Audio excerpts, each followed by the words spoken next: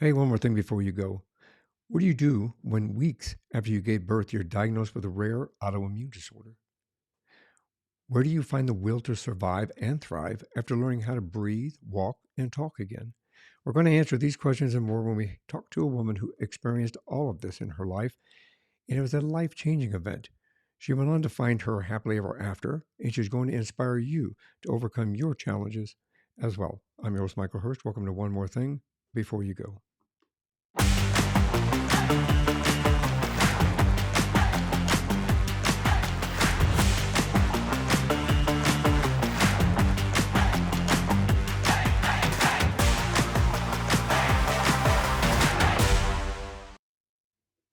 My guest in this episode is Holly Francis. She's a Canadian writer, speaker, an illness survivor, and an advocate. She's a certified trainer as well. She's also a mom in a blended family of five in the face behind Holly after GBS, which we'll talk about on social media. Her recovery videos have inspired millions of people around the world. When she was 26, just weeks after giving birth, she was diagnosed with a rare autoimmune disorder called Guillain-Barre syndrome.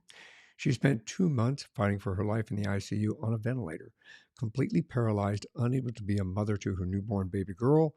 Over time and with diligence, fortitude, the will to survive, as well as the love of her daughter, she learned to breathe on her own, strengthen her muscles to eat, drink, walk, and talk again. She went on to reinvent her life to inspire, motivate, and educate others going through GBS. Her journey is documented in her viral YouTube video, Holly's Journey from Guillain-Barre Syndrome to Happily Ever After, and has a new book coming out in January 2023 entitled Happily Ever After. Welcome to the show. Thank you very much for having me and giving me the opportunity to share my story with your listeners.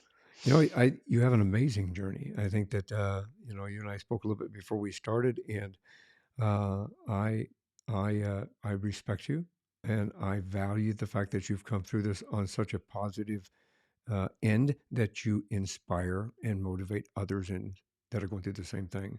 And I'm sure anybody that's listening to this, you can take those lessons that you are sharing and use them in your own life to overcome your obstacles, whatever they happen to be. Absolutely.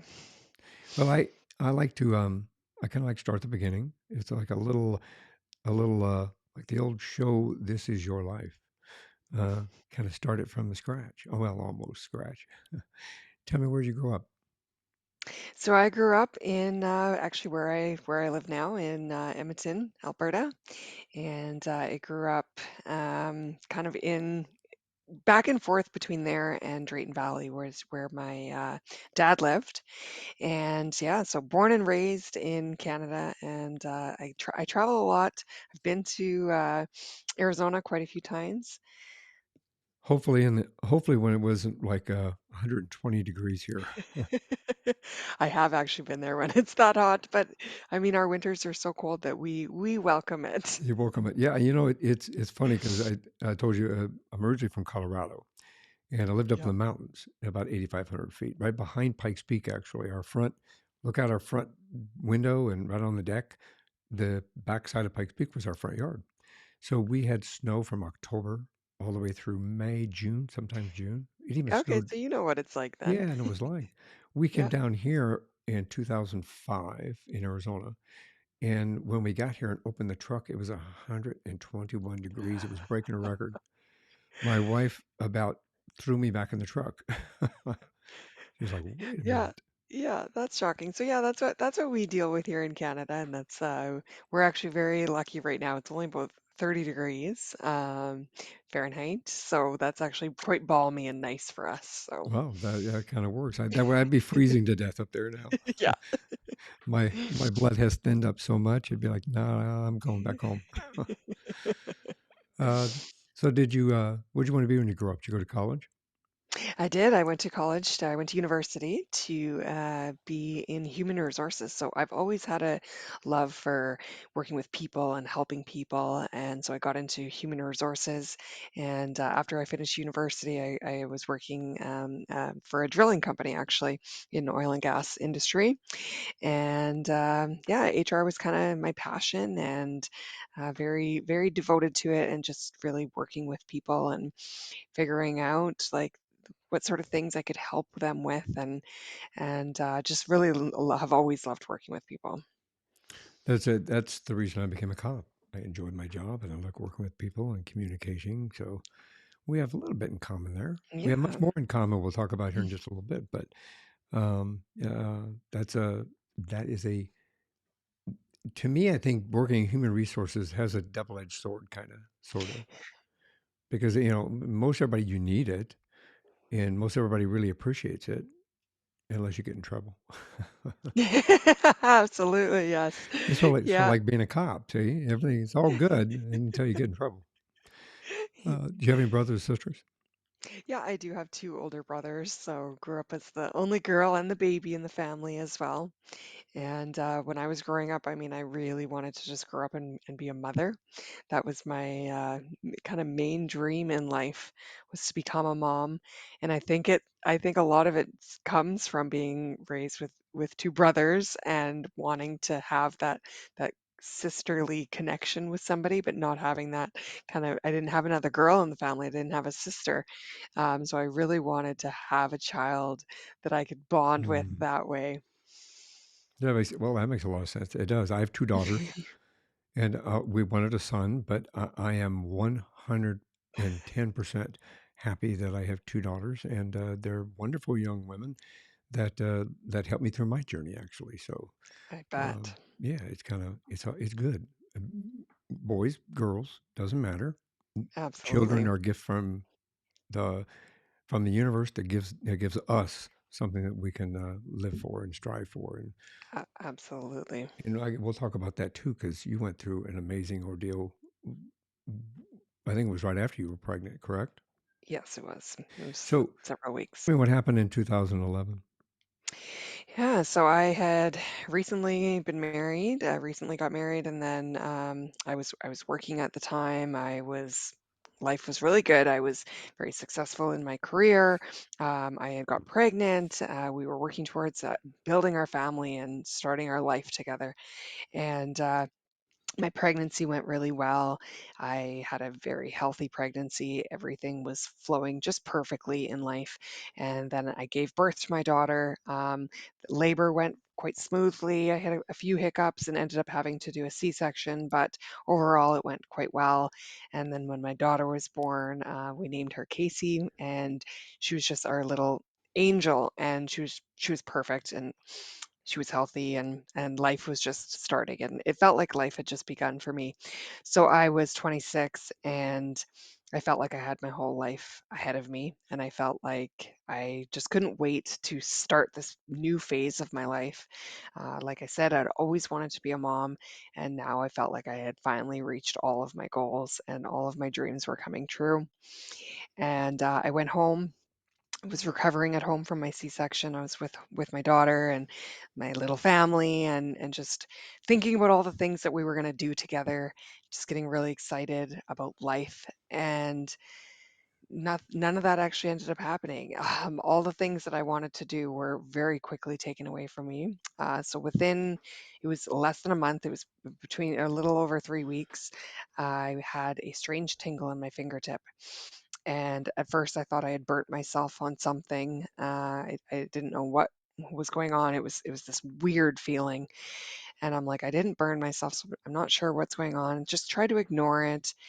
And then within probably about an hour, I kind of had this weird weakness in my legs. Just kind of felt overly tired. Felt like I was kind of having to drag myself around the house, and I'm thinking, well, I am a new mom, and I'm still recovering from this C-section, and I'm really tired, not sleeping as much, and breastfeeding is tough, and it's a lot going on right now. So it's probably nothing. Probably just really tired, just need a good night's sleep. And then from there, and probably only about an hour later, I had this weird pain in my neck, and it came on very suddenly and very severely. And it kind of went from the back of my neck and then kind of carried on the way down. And I was just thinking about everything, and I'm like, well, I've got this weird tingling and I've got this weird pain in my neck, and it's getting worse by the minute almost. And so I end up going online and I'm Googling, like, what is wrong with me? What is happening? Why am I having this pain in my neck? It's probably like a pinched nerve or something. So I Google it, and of course, yes, it's a pinched nerve. So I'm thinking, okay, well, I've got a pinched nerve now. I self diagnose myself. As we all And do. yeah, and I'm just whatever. It is what it is. And I took, I think, some Advil, and nothing helped. And I'm talking like within like 15, 20, 30 minutes, the pain is so severe that I'm in tears and I'm crying and I'm like, I can't even handle this pain. It's so severe. I've never felt anything like this before. I've never had a pinched nerve before, but this is pretty painful. And I'm like, you know what? I can't deal with this anymore. I think I need to go to see a doctor. So that night it was like we're talking -45 that night. Wow. So it was a blizzard outside and it was horrible. So if I can just kind of explain where my head was at, is it was that cold and that miserable outside, and I was still like, I need to see a doctor. That's how bad the pain was.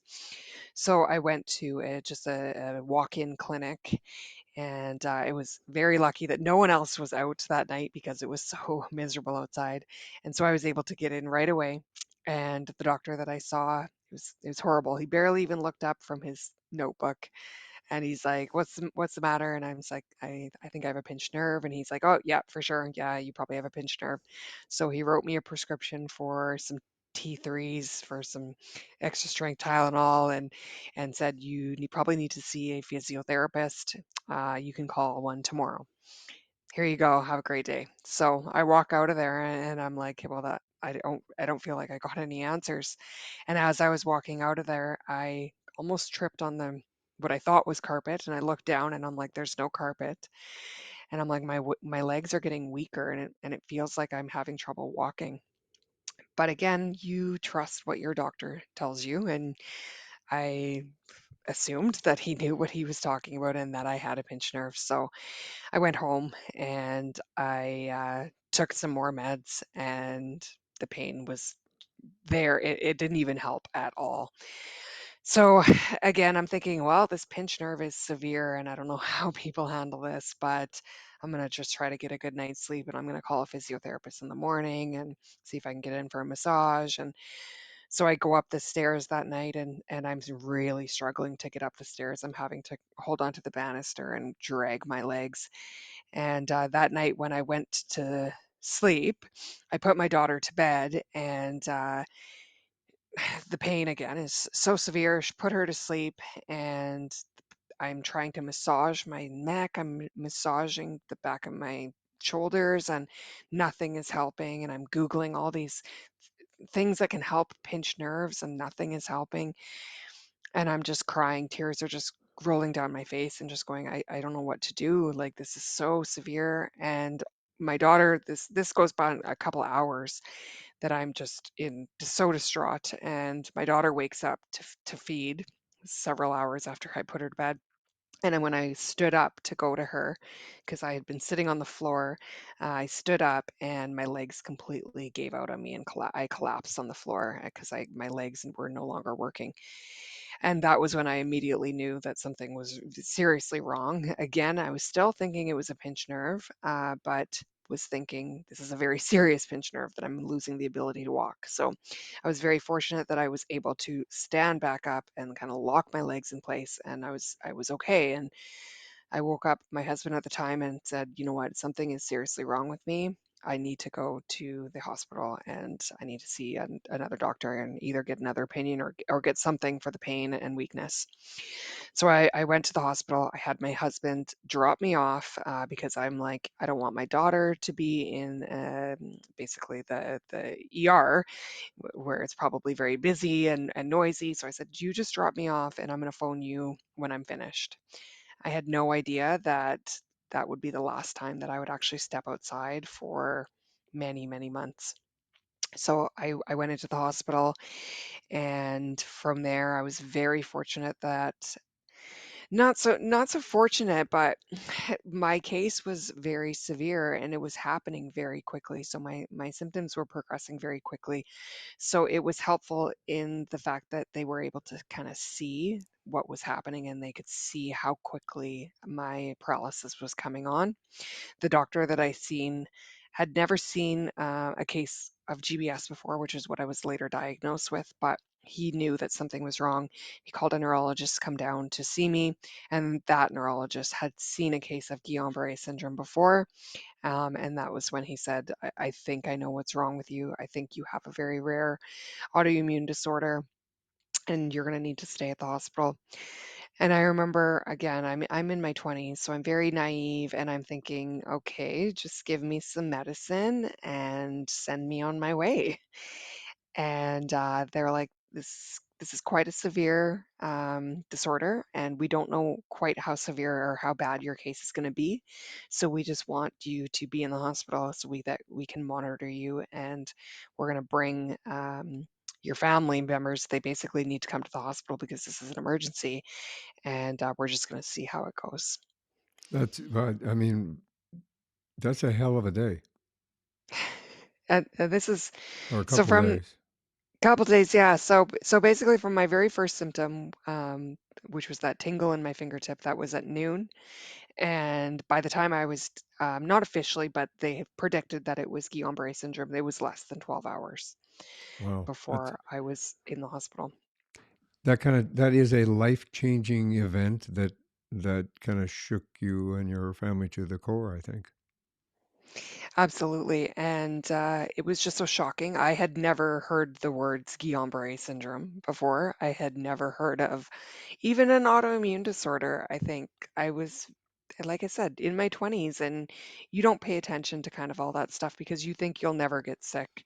If you do get sick, it's gonna be when you're 50, 60, 70, 80, right? And so when he told me that I had a rare illness, my life was just completely rocked, and I didn't know what to expect. My case came on very, very quickly. So within 72 hours of arriving at the hospital, paralysis spread through my body.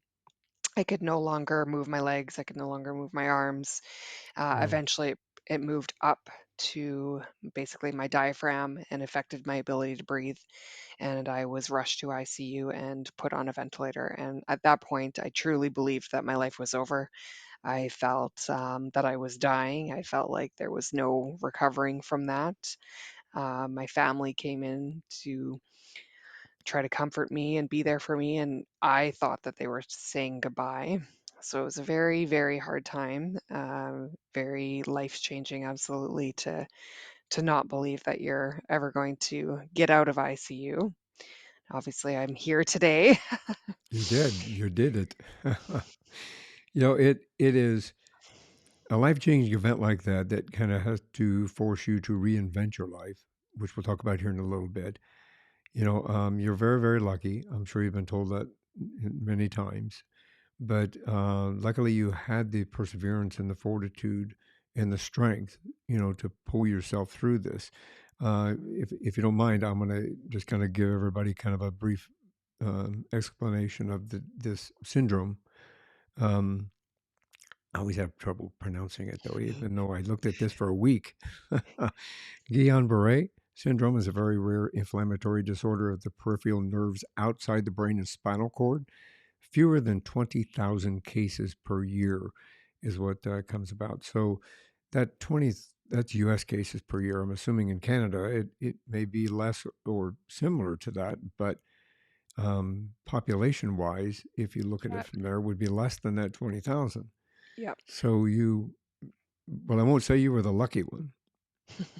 Definitely not. Treatment can help, but this condition cannot be cured. So I'm guessing you are managing this very well, Mhm. um, which we can talk about some of your methodologies. The condition may be triggered by an acute bacterial or viral infection. Did they make any indications to you as to what may have caused yours? Yeah, they do. So, like you said, GBS can be triggered by various different things, but one of the common things is that it's basically an autoimmune response. So, anything that triggers an autoimmune response could basically trigger GBS. And so, for me, I went through childbirth. I had surgery with the C-section. So those are actually quite common triggers of GBS, and so they think that it was probably the childbirth or the surgery or together, the two of them together, that triggered based on the timeline. So most people that are diagnosed with GBS, it usually comes on around 2 to 4 weeks after some sort of event. And not always. There's a lot of people, unfortunately, that are never able to pinpoint that trigger for them. But about 60% of cases, they're able to kind of look back and say, yeah, 2 to 4 weeks ago, this is what happened. Something happened. And so for me, that was childbirth. Now, do you think there, in your information, I tried to do a little bit of research myself in regard to this particular syndrome, just because I myself am affected by an autoimmune disease. So I'm familiar with the fact of your body attacking itself and understanding what happens when that takes place. Um, did did they give you any indication as to whether or not, like how they typically treat it, just to help educate our listeners and our viewers? How is something like this treated? What did they do for you? Yeah, so basically, as soon as I was diagnosed through a spinal tap. So it's basically a lumbar puncture, spinal tap in the spine, where they take the fluid out of the spine and they can see that the protein levels are elevated. And that's how they diagnosed GBS.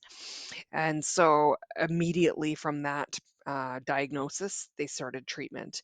And treatment, I had two different kinds. So IVIG is one kind, and plasmapheresis is another treatment that they do. And I actually had both.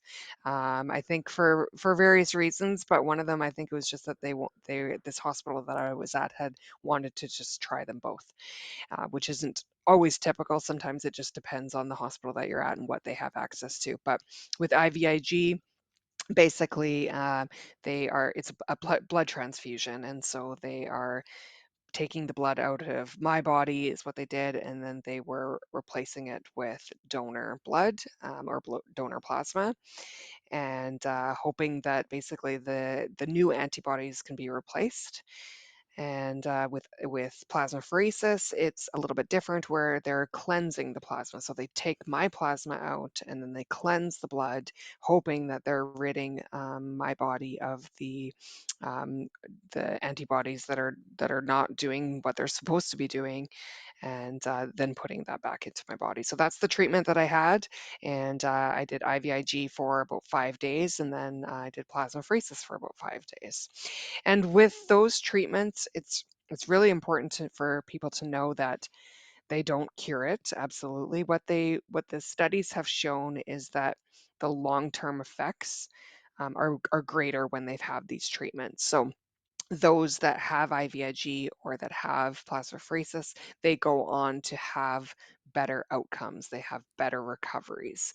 It doesn't stop it in its tracks or anything. It doesn't all of a sudden cure you, which is actually what I thought was going to happen. And they had hoped that it would slow things down, but unfortunately it didn't. So I had the treatment immediately within those first day and a half, and from there, I just got worse and worse and worse. And so that was very disheartening for me to get treatment, but not see any improvements, and for my body to just continue to get worse. So, like I said, the paralysis just spread through my body until eventually I could no longer move anything. I could no longer even move my head, tilt my head. Luckily, I could still move my mouth. So I communicated with my family and friends. Basically, they would point to letters on the board, and I would slowly just blink my eyes or mouth words. It did get to a point where it was so severe that it spread upwards almost to my eyes, where I could no longer mouth words anymore. And they're telling me, people recover, people do get better from GBS. It just takes time. You just have to have hope and you just have to keep fighting. But when you're completely paralyzed and you can't breathe on your own and everyone's in ICU and you think that they're saying goodbye to you don't really believe that. And especially with GBS, again, I'd never heard of those words before. I never knew what that was. And they're telling me it is quite rare. And to me, I'm very heavily sedated and on a lot of drugs. To me, I felt like I was the only person in the world with GBS. I felt like I was one and in 7 billion, which is not the truth by any means, but at the time, that's what it felt like. And so I truly did not believe that I was ever going to get out of the hospital, that I was ever going to recover from that. I didn't feel like anyone understood what I was going through. And for a very, very long time, several months, I didn't believe that I was going to get better because I just continued to kind of get worse. I plateaued, and my daughter's there. My family is trying to keep me connected with her, and they're putting her on my bed, but I am paralyzed and I can't do anything and I can't talk and I can't hold my daughter and I can't be the mother that I'd always wanted to be. So I just felt so lost and so broken for such a long time. Yeah, I mean, that's an intense experience, especially when you feel helpless and there's nothing that you can really do to get past that. And as a parent, I understand that vulnerability and I empathize with you because it's very difficult to say I can't do something for my child. I can't hold my Hmm. child. I can't tell my child I love them or Yeah. that everything's going to be fine. Yeah, So absolutely. I'm sure that there were so many things running through your head at that time. Understandably, Yeah, I was understandably. quite, I mean, very obviously very upset and sad that I couldn't be the mom that I wanted to be. And I felt like my life was just robbed and taken away from me. I never even got the chance to even put her in her stroller yet because it was just the first 3 weeks at home. Like we'd barely left the house yet. We were still Right. recovering. We were still getting used to being new parents. I was still adjusting to being a first time mom. And so then all of a sudden I'm paralyzed and I'm in ICU, and the sadness actually quickly turned to anger, and I was quite angry for Yeah. a while. There was many times where I refused to have my daughter on my bed with me because it was just too heartbreaking Yeah. to know that I couldn't reach out and touch her. She was reaching out to touch me, and I could feel that. But I was dealing with severe anxiety, for one, for being on the ventilator, always struggling to breathe and never knowing if I'm going to catch that next breath. So always having a fear that I'm going to die and I'm not going to be able to breathe. I was dealing with severe pain, so that pain that I was experiencing on that first day, the tingling and the pain was basically from the nerve damage. So Right. the autoimmune basically attacking my nerves. So it's attacking the nervous system and it's causing severe inflammation in every part of my body. And so what started in the neck spread to every part of my body. Every single nerve felt like it was on fire. Felt like every single touch was exaggerated. It felt like somebody was taking a hammer to my body, and it was excruciating pain that no narcotics could even barely touch. We had pain specialists in. I was on so many different medications that it was causing severe nausea and vomiting. So I'm vomiting up to like 15, 30 times a day, Wow. and it was just horrific. And at the same time, my daughter's there. Very fortunate that the hospital that I was at was so accommodating and said, you know what, like we believe that her daughter needs to be here with her. And so they brought up a bassinet and put it right beside my bed, and she was there with me pretty much every step of the way, as was my family as well. Well, I think I mean, personally, I think that's a great motivation. Yeah. To put your daughter next to you. That I think that would motivate. Well, my kids motivated me to get out of a wheelchair. Yeah. So it's a great motivation and inspiration to look over there. So I'm sure that you probably not thought that there wasn't an end to this because you spent like 3 months in Yeah. paralyzed. I know you spent like 126 days in the hospital, but you spent 3 months of it actually being paralyzed, which, as you just described, has got to be unfathomable to have to kind of realize. Yeah, so it was almost 3 months, and, like I said, like, just not really believing that I'm gonna get better, even though the doctors and the nurses are telling me, "You can recover from Guillain-Barre syndrome. You just have to you gotta get off the ventilator for one, that's the most important thing." But I'm just really struggling, but my daughter, like you said, was such an inspiration to me. Um, there were very few really good moments between us, but it was my motivation, and I wanted to get back to her. I wanted to push through the pain and maybe see if I could maybe get out of ICU one day. So the first step to getting better was getting off the ventilator, and that was the hardest part of my journey for sure.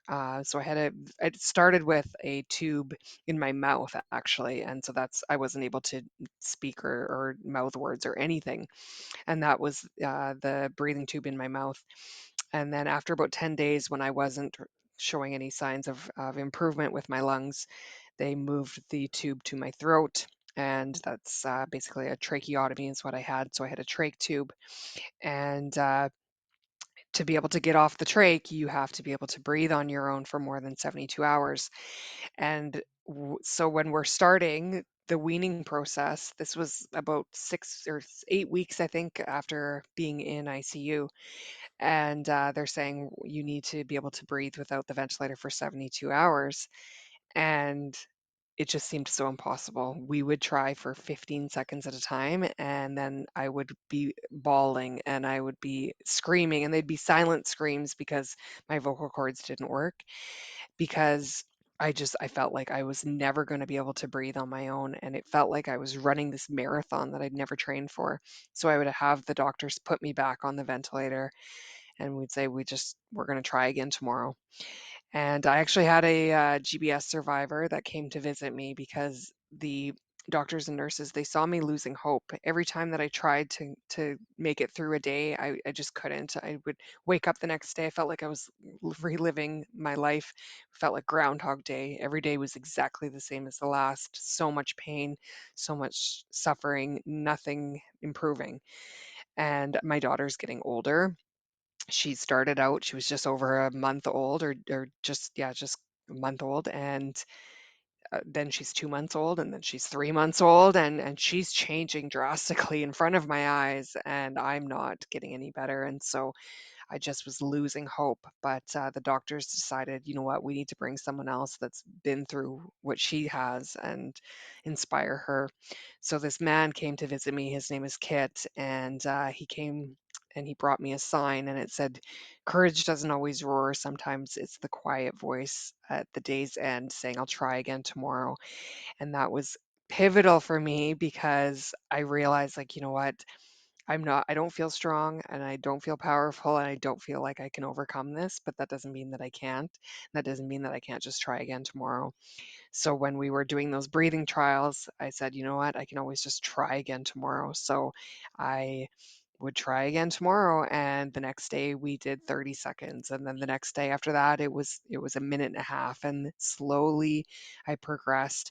At the around the same time, the paralysis started to fade. So like the doctors said, eventually the paralysis faded and my I started to recover. So it came back exactly where that first symptom was, with the tingle in my fingertips. So my fingertips were the first thing to start moving again, and my family was ecstatic because they thought that was the sign that I was going to get better. But for me, it was still very difficult because a fingertip moving meant really nothing to me. It didn't mean that I was getting out of ICU or anything, but I knew that I had to just keep fighting and just keep going one day at a time, sometimes 1 hour at a time. And we worked really hard on that off that ventilator, and slowly it turned to 15 minutes, and then 2 hours, and then 6 hours, and then eventually I made it to the full 72 hours, and I was able to get the ventilator off, and I was able to get that tube out of my throat, and I could breathe on my own again. And that was, I'm sure, an ecstatic day. It was. It was, and I remember at the time thinking, "You know what? I don't know if getting out of ICU is gonna solve my problems," because I still had a long road ahead of me, and I was still quite paralyzed. So by the time that the tube came out of my throat, my arms were starting to move. But if you can picture like a newborn baby and what they're like, or like even like a 3-month-old baby and how they're learning how to use their arms again, that's what it was like for me. So I still was like, you know what, I don't know what life is going to be like for me, and I was so much uncertainty. There was so much talk about being in a wheelchair. When I got out of ICU, I wasn't even able to be in a wheelchair. I was still so weak that I couldn't even sit up properly in a chair. So there was so much fear. But when I got that ventilator out and I could talk again, it was life changing. And to go to overcome what I did with breathing, because at the time I'd written myself off and I had said, I don't think I can do this. I don't think that I'm ever going to be able to breathe on my own again. And then to go through it and to make the steps and make the progress, and then one day I was able to breathe on my own, was life changing. And made me realize just how strong we are as human beings. It made me incredibly grateful of what the human body is capable of recovering from. Mm. I had deemed breathing on my own again impossible. That was an impossible task that I was never going to do. And then when I reached that goal, it was like, "Oh, girl, you are so strong. You can do anything." And so it really it just kind of enlightened this flame inside of me to just go after everything. And so that it was a huge hurting point for me, was getting out of ICU. I was moved to another ward in the hospital. I was put with the stroke and neurology ward, and so a lot of stroke patients, many people that were in their 70s and 80s. So I was the youngest on the ward by a long shot. And that's where I basically started my journey to recovery. And I was learning how to do everything again, just like my daughter, which was very empowering to be able to know that I wasn't the only one going through this. Um, my daughter, she'd be having to learn how to hold bottles and how to hold toys and how to put her soother in her mouth. And so I did the same thing. It was like, okay, well, I got to learn these things too. And it was humbling to be like, you know what? I've already learned all this and she hasn't. So this should be easy for me. I mean, it certainly was not, as I know that you know, as going through that kind of stuff as well. But it definitely made me inspired to try and to just push myself, because I knew that I had that strength and that I could. Well, it was a unique experience you and your daughter have, having to learn that together. Absolutely. My goal was to walk before she did. So obviously she was only it's about 3 months old, by the time I was out of the hospital, or sorry, out of ICU. And, but there was just so much uncertainty with GBS. Everybody's case is so Right. unique and so different, and so it's really hard to predict what recovery will look like. About 70% of GBS patients do recover well enough to be walking again. About 30% are required to use either like a cane or a walker, or are left in a wheelchair. So there was a lot of uncertainty and a lot of fear and not knowing what life was going to look like. And but I knew that I had to just at least try.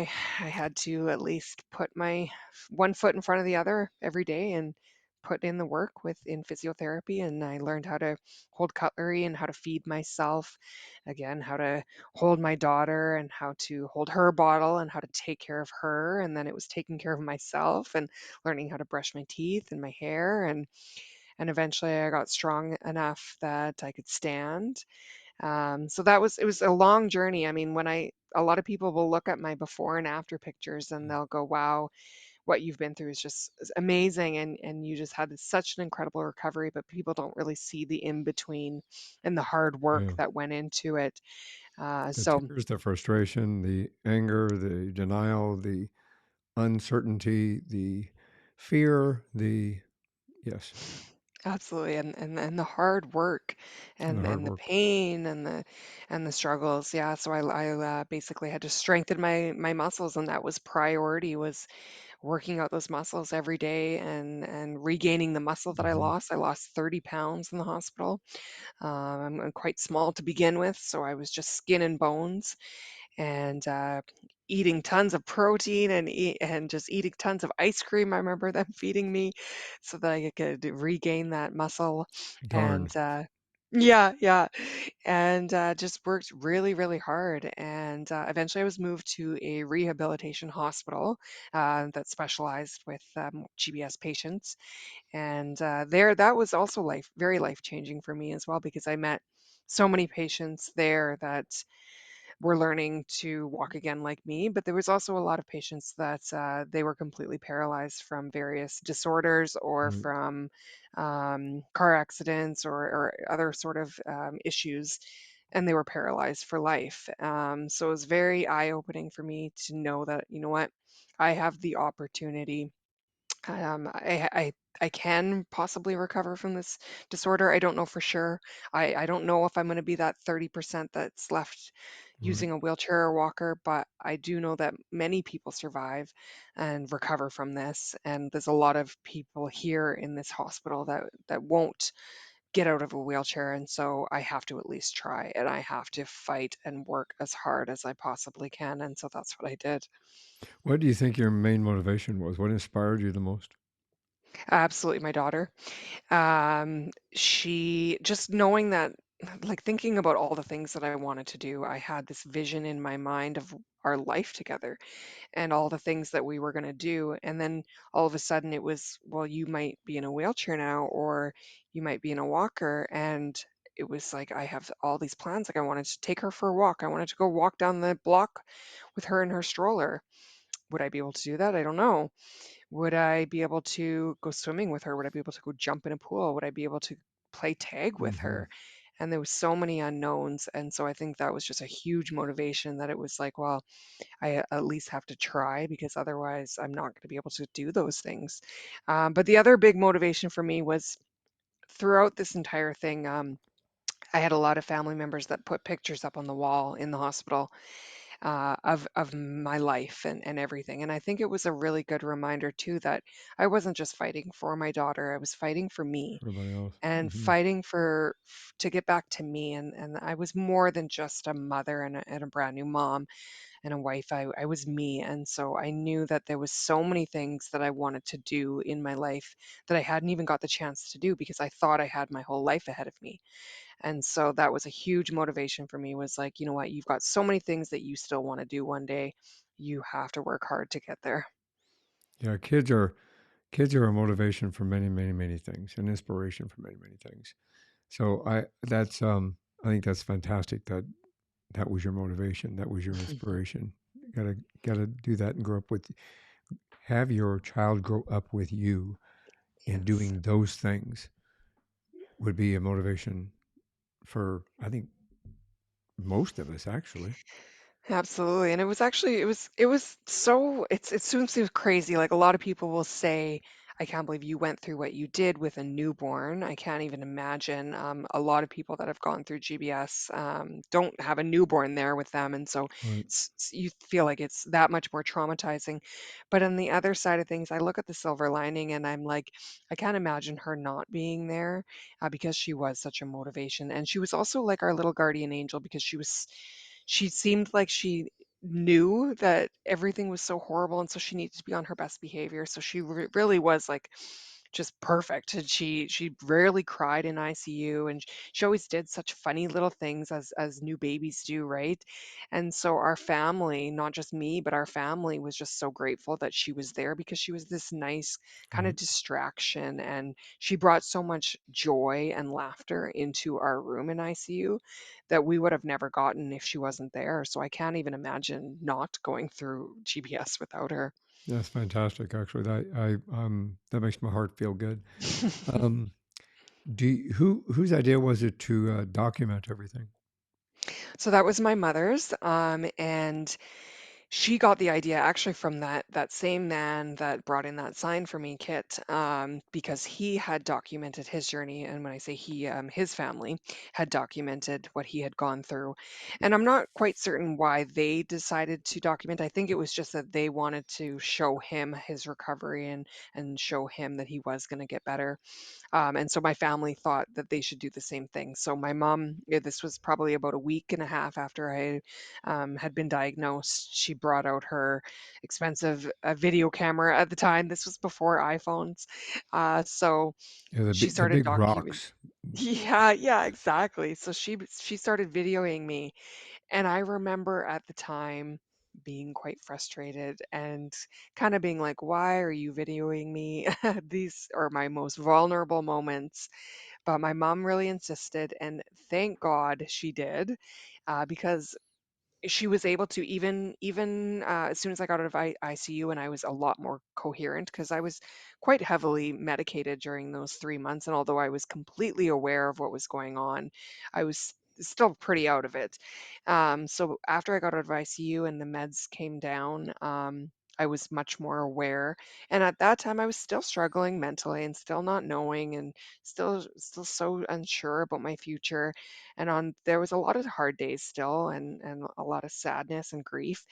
And on one particular day my mom's like, okay, we're going back and we're looking at these videos. And so she showed me all the videos from the 3 months before, and it was just so eye-opening for me to know where I was now at that point, where I was starting to get movement in my hands again. I'm talking, I'm able to like sit up on a bed and then see myself completely paralyzed, looking just almost like I'm dead. Like I look like I'm in a coma and just so out of it, and realizing, you are getting better, and this is proof. And so those videos were life changing for me, to be able to compare how I was and how I was doing now. And again, it's just that motivation to go, okay, I've been there. If I've come from there and I've got to here, then think of how much farther I can go. So those videos ended up being such a blessing for me. After I recovered, after I went home and was doing so much better and was back to life, I put all those videos together and I spliced them together and I put them out on YouTube. And I was like, you know what? People need to know about GBS and they need to know what it's like to recover from this. And it was just mind blowing, but it went viral and it just really changed my life. So I am so grateful that my mom took the time to record me in ICU. Yeah, it's fantastic that your mom did that. I think that sometimes we all have to really think and stop and realize where we have come from Hmm. and where we're at now to understand that, wow, I did come through that. And I do have the ability to move forward in life in a very good way, in a positive way, which you've done. And now you manage your disease pretty well, but you manage it a lot with fitness, don't you? And diet, fitness and diet. Yes, I do. So after I recovered, so like once I got out of the rehabilitation hospital and I learned how to walk again, basically, and it was a long journey. But once I got to that point and I'd recovered well enough to go home, went home and was reliving my life and was back to being a mom. But I was certainly not back to normal. I still had a lot of residuals. I still had weakness in various parts of my body. Getting down on the floor was very challenging, and I couldn't run. If I even tried to run, it was just really awkward. And picking up my daughter was hard, and just things were still very, very challenging. And I was dealing with a lot of fatigue as well, and nerve pain. And I also knew that my recovery was on me. So when I was at the rehab hospital, I was working out 2 to 3 times a day with my OTs and my PTs. And so when I got home, all of a sudden that was gone and that was done, and I wasn't back to normal. And so it was hard for me to be like, hey, well, it's all on me now. I don't have anybody's help anymore. And so it really put this onus and this responsibility on me, that I knew that if I wanted to get stronger, it was in my hands. I had to be the one to put in the work, and I had to be the one to get up off my couch and do these exercises. So I started doing that, and I seen an improvement with my strength. I'm doing exercises and gradually over time I'm getting a little bit stronger. And I'm noticing that when I'm exercising, it's actually helping with my fatigue. It's giving me more energy. I'm noticing that it's helping with my pain and it's just really really improving my life in a greater way. And so from there I just never stopped and I just continued exercising and ended up falling in love with fitness, ended up getting into strength training and yoga and running. Eventually, I got into running and it really just changed my life for the better. Yeah, especially going from being paralyzed and not being able to walk and having to learn to walk again. Go from that It to gave me, running. yeah, it gave me such a gratitude in my Mhm. life, just knowing what I'd overcome and knowing that all those people that I met back in the hospital that didn't have the ability to recover, or all those people that were left paralyzed for life, knowing that, you know what, I have the ability to move my muscles again. I have the ability to go to a gym and run on a treadmill. Right. So I wanted to use those abilities. Well, I think I mean, obviously, I think it's a very positive thing. Exercise and I don't know if you use diet in conjunction with that, but managing my disease, I use exercise and I use diet, and that's what helps me control. I have severe rheumatoid arthritis. Hmm. I mean, like severe, severe. Been on 9 different drugs that I'm on. I have been on. I'm not on any longer. I manage Amazing. most of it with, uh, well, I can't say most of it, all of it, with diet and exercise. And Amazing. Yeah, and that's what I've really found too is like the more active I am and the healthier that I'm eating for sure, that the better I do the feel. better it does. Yeah, and I think that goes for any autoimmune disease. Realistically, we can say that to everybody out there who has any form of autoimmune disease. Explore those options of diet and exercise and see if it fits into your routine. And talk to your Absolutely. doctor and find out, if they have any recommendations for you as well, because it is, it is. And when I say this, obviously, my journey wasn't near what your journey was, but I spent 4 years in a wheelchair. So going, I understand when you go from being a very active individual. I was a police sergeant. I had a team of 13 guys. When everybody was running away from, I was running too. Hmm. I was very, very active in my job and on way to lieutenant commander on up the line. And it was cut short by my incident and what happened to me. And when you spend time where you lose the ability to do certain aspects in your life, when you get it back, it is like receiving a pot of gold and you Absolutely. And baby I it love, yeah, I and love you, that you said it like that. yeah, you nurture it and you baby it and you take care of it because you really understand when you lose it how valuable it was in the first place. Hmm. You take things for granted. We all do. We take things for granted because we think, oh, well, like you said, I'm 26 years old, never going to happen. And, Yep. when I got into my incident, I'm going to give away my age here in a little bit, 38. I think I was Still so young. 38 years old when it happened to me. So, I had this big S on my chest too, not just because I was a sergeant. I try to tell everybody it's because I was a sergeant. That's why the S was on my chest.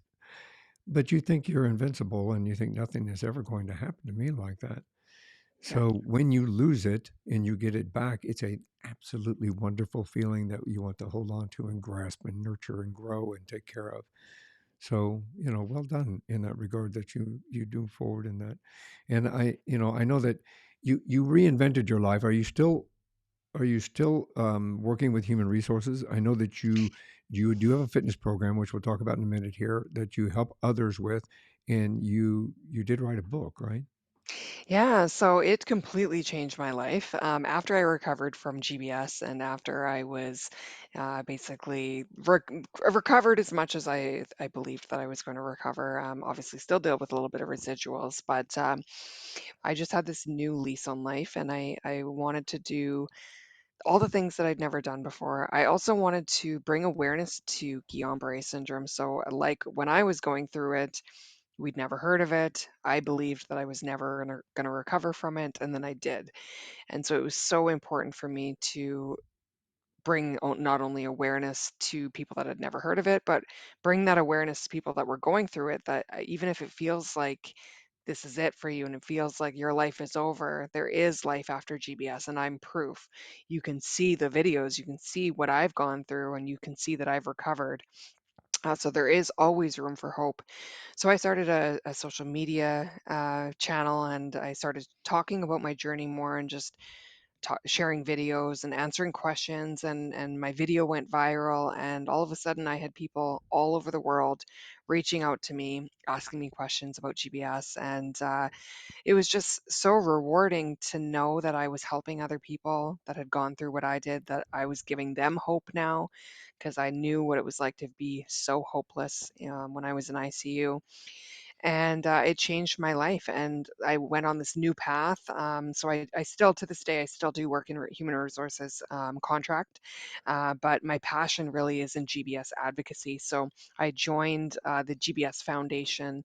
There's a foundation in Canada as well as in the USA as well, but the Canadian board, I ended up joining their board of directors, and I love that part of my life, being able to connect with other survivors, to make changes, to raise money, just to do anything to kind of help the disorder and the community, because it is such a rare illness. It's obviously not going to get as much research, or as much just anything kind of compared to like cancer or any major other diseases. So just kind of doing my part has just, it's just been so rewarding for me. I From there, I mean, I was on social media, and I had all these people reaching out to me asking me, how did you do it, how did you recover? And I didn't know a lot about fitness. All I knew was what I had gone through, my own experience. And so from there, I started researching exercise, and what it would be like to be a trainer. And so I actually pursued my fitness training certification, got that, and started working with GBS survivors, basically, and other people as well. I've worked with quite a few different people with various different struggles, but just to be able to show people that, you know what, to see where I've been completely paralyzed. There's always room for hope, and there's always room for improvement, and strength training is an amazing thing that you can do for your body. You know, it's much better, I think, when you have somebody that's training you that has been there and been through it and understands it and can empathize with those that are going through it. So it's not just somebody. I have respect for trainers because and rehabilitation therapists because I'm gonna have to go through some more here soon. So I have to make sure I say the right thing, whichever some it is. um, but it's a difficult journey, and when you come to it from a perspective of really understanding it from the inside out, it makes you so much better at what you do to help others because you have been Absolutely. there, done that. You know, you have been there, done that. So I think that would make you like a very well, you kind of a tool. You're a tool in somebody's toolbox to help them go through their ordeal. Absolutely, yeah. I mean, I found that a lot of people that have gone through GBS or other illnesses as well, I find that a lot of autoimmune or a lot of chronic illnesses, we have a lot of the same residuals, which is a lot of the fatigue and pain, right? And so Mhm. to be able to have that empathy for them, and to understand what they're going through, and that some days are better than others, and some days we need to know when to rest. We need to know when not to push, Yep. but we also need to know when you do need to push. I So, do. Yeah, that's a yeah, good point. Very good point. Very good point. And I think that coming at it from this perspective is a more holistic, naturopathic way to help people to manage this, like that disease.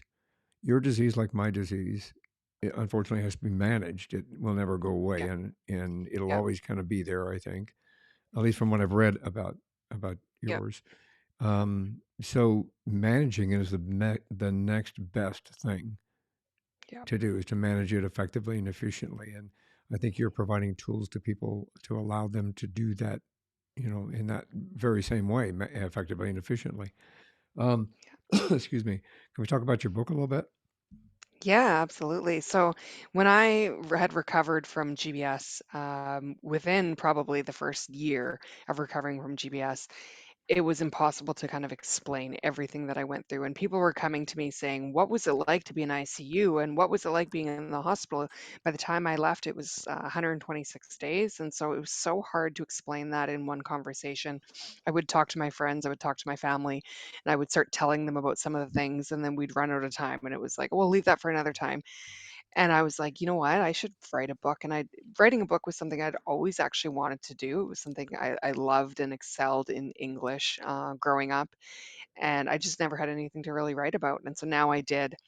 So at that time, I wrote my book and I very quickly wrote what I'd gone through. And it was really just a way to explain to my family and friends what I'd gone through. And I published that book. It came out within a couple of years of my recovery, and it reached so much farther than I imagined. I thought that it was just going to be my close friends and family, but all of a sudden I had people purchasing it from all over the world. A lot of GBS survivors, a lot of family members who were going through, or their family members were recently diagnosed with GBS and they wanted answers. There's a lot of medical professionals that were trying to learn about GBS. And so, again, that also led me on this new path in my life. And so from there, that was kind of when I got more involved into the GBS Foundation, and my book, like that book has sold over 15,000 copies, and I really didn't plan on it. It was just kind of there for my close friends. But my journey has changed so much, and I'm so active with the GBS community and with the GBS Foundation now. And so so much has changed. It's been now 12 years since my diagnosis, and there's been so many new things that I've learned about GBS and about the recovery process and about the things that the patients go through, and I wanted to incorporate that. So instead of writing a new book, I actually pulled my other one and I rewrote it and I added chapters and I incorporated it, the 10 years plus that happened and what happened basically after I'd recovered and what life was like afterwards. I still, like I said, deal with a lot of residuals and how that's impacted me. I wanted to share how I've been able to basically get into strength training and how I got into fitness and how I started training other people. And so there's just this whole new journey within that book. And I've been writing that book actually now for 5 years, and it will come out in January of 2023. That's fantastic. And how can somebody find you if they're interested in some of your fitness programs? Because I looked at them online myself and they look Yeah. like amazing. How would they get in So touch you with you? So you can visit hollyaftergbs.com is my website. And that you can find out kind of everything about me there on that website. There's basically like my fitness stuff, my book, once it's available, will be there. You can contact me directly. All my social media links are there, depending on your preferred uh, social media platform. So I'm on TikTok, I'm on YouTube, I'm on Facebook, and I'm on Instagram. And each platform is a little tailored differently, depending on what people are looking for. For example, my YouTube channel is really aimed at GBS survivors that are looking for support and questions. And so I actually answer a lot of questions on my YouTube channel there. That's fantastic. And I think that I'll make sure not I think, I will make sure that all of those links are on the webpage that's dedicated to your episode so that people can find them quick and easy. And the Perfect. same thing with when the book comes out, please make sure that I get the information so I can update the show notes and make sure everybody knows how to get a hold of your book. I'm sure they can probably find it on Amazon in January, but let's send them a Yes. reminder just in case. Sounds great. So Yeah. we'll take care of that. And your daughter's probably at an age now that she really kind of knows a lot about what you had gone through and how integral she was to your healing. Are you getting that relationship that you wanted? Absolutely. Oh, we have a bond that I don't think we would have had we not gone through what we did, just because I have that gratitude. So there's so much gratitude for being able to when I took her to her first day of school in kindergarten, and I walked her there, playing tag with her, taking her swimming, all those things that I just was so unsure if I would ever do them.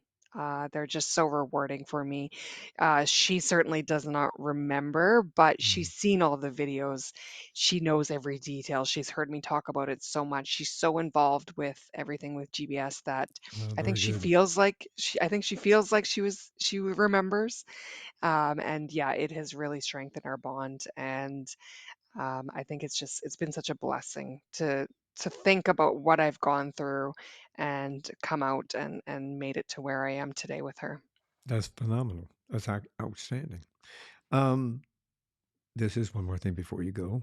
So before we go, do you have any words of advice that you might, or words of wisdom that you can share? Absolutely. My favorite, and I mentioned it already before, was that sign that that man brought me in ICU. It was courage doesn't always roar. Sometimes it's the quiet voice at day's end saying, I will try again tomorrow. And that's been really pivotal for me, not only when I was in ICU, because I stared up at that sign on my really hard days thinking I can't do this.